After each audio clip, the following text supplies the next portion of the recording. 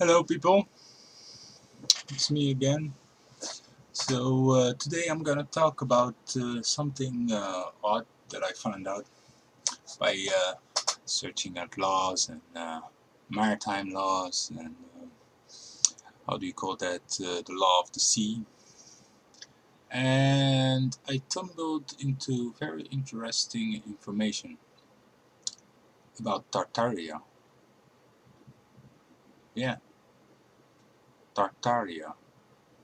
I don't know if anybody of you know this story about Tartaria, but I'm just gonna read what I found here.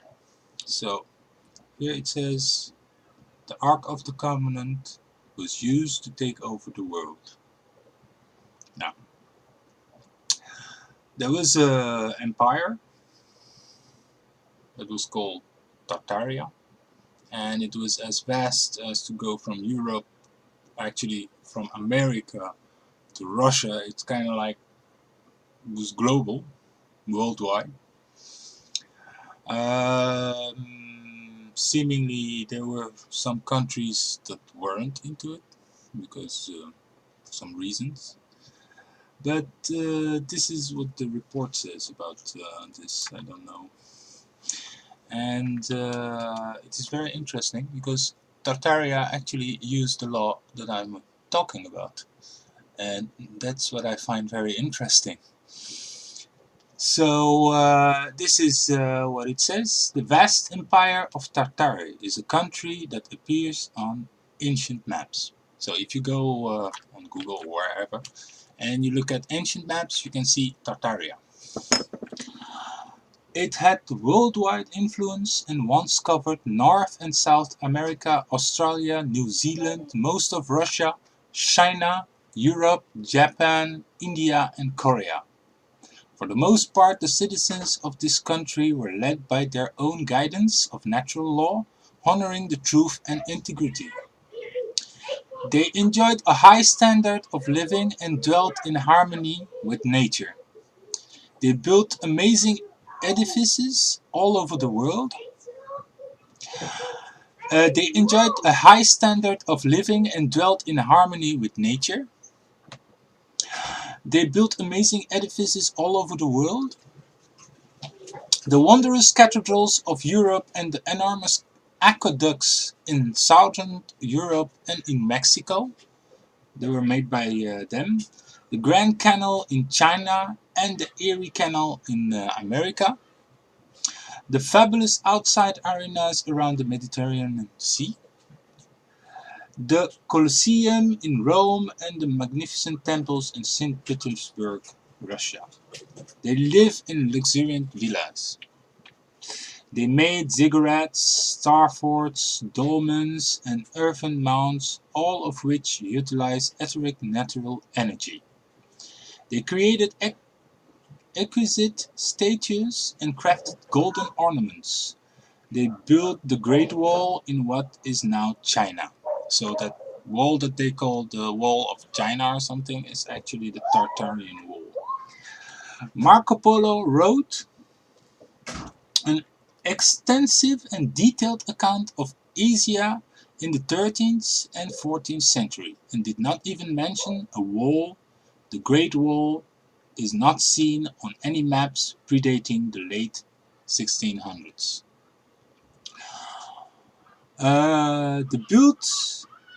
They built the Great Wall in what is now China. Marco Polo wrote an extensive and detailed account of Asia. Oh, sorry, I'm repeating myself. The Great Wall is not seen on any maps predating the late 1600s. So most of its construction occurred in 1700s, and it was built to keep the encroaching Chinese out of Tartaria. So it was opposite. It was the way around. The openings on the wall are on the north side towards the former Tartary, not on the South China facing side.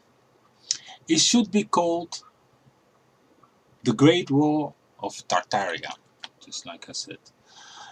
The further back in time you go, the more advanced it gets. There are many pyramids of different kinds, megalithic temples hewn out of solid rock, the Ellora caves in India, the colossal underground monolithic churches of Lalibela, Ethiopia, extensive underground tunnel systems, the astonishing Serapeum of Saqqara in Egypt. The earlier the monolithic stone, the bigger it is and the more precision it is cut with. It sounds like all these buildings that they have no clue how it's made and cut so precisely, and they're like, how? Yeah. Um, the earlier the structure, the more incapable we are of replacing it, just like I said. Never was mortar used. In past ages, the world was more diverse. Skeletons of giants are found on all continents. Okay. And remains of beings with elongated skulls.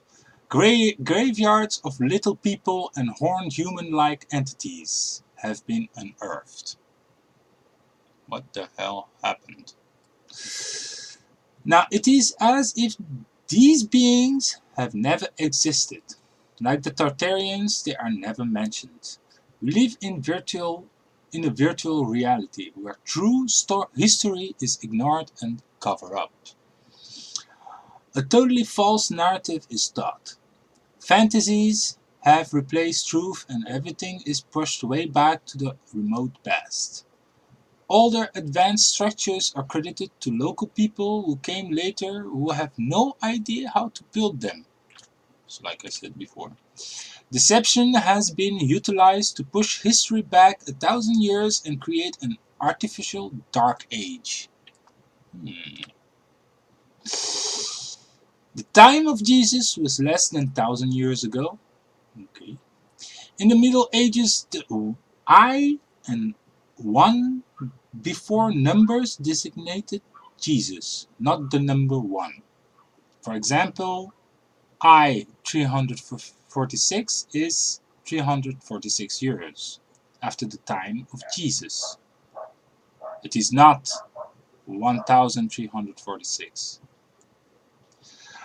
Way back in the Old Testament, at the time immediately following the Exodus, it states that the Israelites used the Ark of the Covenant as a weapon of war. No clue what that is. Against the Amorites, Midianites, and Philistines. So the use of energy weapons has been going on for over 1,000 years. It was perfected to the point where it was able to take out many millions of Tartarians. The energy weapons melted cities and destroyed the civilization of Egypt, Greece, Rome, which were approximately of the time period as Jesus and were heavily influenced by Tartary. Not only are they pushed way back into remote history, the extent of their empires have been fabricated. Destroying the pyramid complex was the first objective of the Israelites. Pumapunku, which is part of the Tiahuanacu complex in Bolivia, had interlocking megaliths of andesite and diorite. These are types of granite only surpassed in hardness by diamonds, but they were somehow carved in with laser-like flatness. Now they are broken and shattered and blown to bits. Tiahuanaco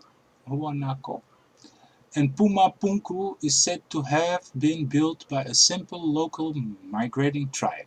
This idea is used all over the world to dismiss and cover up the ancient advanced cultures. Energy weaponized from the Ark of the Covenant is what brought down the walls of Jericho. The Ark was an electrical capacitator composed of silver and brass alloys and gilded with gold. Its true purpose was to store and direct energy from the earth to outside sources. but transforming it around was very dangerous and it caused people to become sick and die. It had constant radiation, but it also sent out intermittent electrical surges where many people were killed instantly. The ones who carried it had to wear protective clothing. The electrical capacity of such an apparatus would be over 500 volts. Opposing armies would be defenseless against such a weapon. The volume of cubic capacity of the empty coffer inside the king's chamber in the Great Pyramid of Giza is exactly the same volume as the Ark of the Covenant. According to Egyptian tradition, the Israelites plundered Egypt during the upheaval at the time of the Exodus. They took the ark out of the so-called King's Chamber in the Great Pyramid of Giza at this time. The tribe of Israel also used religion as a means to get their foot in the door in the ruling affairs of foreign countries. A religious leader holds great power, able to influence many minds who believe the leader edicts are from God. The Druids who held such sway in England were Jewish. So were the Jesuits. So have been all the popes and the Mormon leaders. The reason why Jewish people lock down upon Christians is because they know they invented the Christian religion. Jewish beliefs are just a rendition of the former appearances and interactions of planetary gods. Books written in Tartary were rewritten and sold as Jewish history.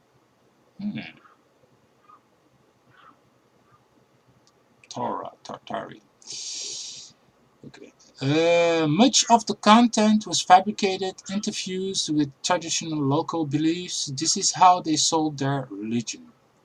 They used monks to write what they wanted, making them think they were doing God's work. The burning of old books and the rewriting of them in order to change history is the real reformation. The Library of Alexandria in Egypt was purposely destroyed to limit knowledge. Making deals with kings was a way they were able to get control of a country's financial system. Once one controls the money supply and its allotments, then they control the country. In this way, righteous kings were replaced by insurgent kings who defrauded the people to take part in unjust wars. Just fake an event such as a murder, blame it on another country, add some patriotic or religious slogans, demonize other country, and you have created a war. Seems like what we are living today. In the Middle Ages, the spraying of viruses not only eliminated entire villages, it caused the Black Plague, which killed off over 70 million people in Europe. Okay. Disease was a favorite weapon used against the Tartarian kingdom. In 1346, at the siege of Kaffa, the Ukrainian Tartarians suffered an epidemic of plague brought on by catapulting of viruses in the city. Fire was used to burn crops and create famine. The 1490s saw the first signs of collapse of the Tartary Empire. In 1666, the city of London was intentionally burned. Tartaria was severely weakened in 1775, but it remained until the early 1800s. When Napoleon attacked Russia, Moscow was hit by an energy weapon. So was Washington, D.C. in the War of 1812. These wars were actually wars against Tartarians. The first two world wars were to wipe out remaining Tartarian influences. Genghis Khan was said to be a Mughal. A Mughal is just a made-up name which is then associated with Mongolia. Genghis Khan fought to restore the kingdom of Tartary and reclaim their land. His mounted warriors were called Tartars. Now Tartary is associated with hell. Many buildings in America demolished or still standing said to be built by early pioneers or native people in America were in fact built by the Tartars. Disease was also used against the native people in the Americas. It is estimated that 95% of them perished from disease, mostly smallpox. The Aztecs looked upon the Spaniards as the returning of their light-colored gods. They believed harkened back to the event in the ancient sky when a light-colored god came down from the heavens to save them. But these light-colored people came to kill them. The old world order was replaced by the new world order, and the Gregorian Calendar was instituted. To force the common people to accept a new false chronology, peace and freedom has been replaced by being fenced up in strict borders. The suppression of Tartary coincides with the new teachings of evolution and globe. We just think we are evolving like apes to humans. We have been disconnected with nature and disconnected with reality. It was not always like that. The farther back in time you go, the more connected and at peace we were. With ourselves, with the animals, and with the land we lived on.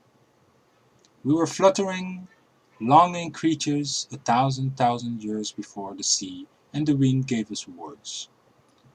How can we express the ancient of days in us with only the sound of our yesterdays? That's how this report ends. I will put the link of this report. But it's just so interesting to read this because I was like, okay, how does this has to do with what I'm researching? And yes, if this is true, then a lot has happened. And that is why we live in this criminal system. It would explain a lot because for me, I was like, how could criminals now really take over the world this easily? There must be something behind. I mean, people are not that stupid. But yeah,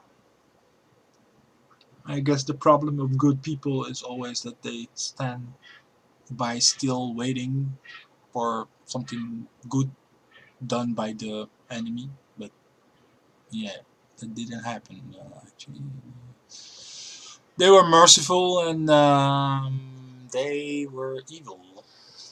And they just did their evil thing, even knowing that it would destroy them because in fact, yeah, they destroyed a lot of their people. Those people who destroyed the Tartarian empire. And it's quite odd because I always thought like Tartars. I remember playing games when I was younger, and there were this Tartars.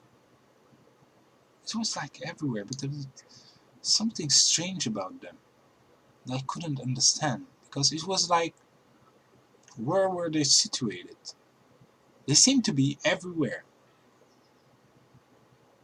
and that kind of coincides with what I just read. But it's very interesting. They were using just the law of good, but they sinned. And you know what their sin is? To trade, to exchange with evil, and accept laws of evil. And what law did they accept? to accept property and money. Soon as you start exchanging with such evil, then yeah, evil will be your host and it will destroy you. That's what happened to them, clearly. They accepted evil and evil took over. Sadly. But yeah, everything comes to an end. Now, thank you for listening. I hope you will do some research about Tartar.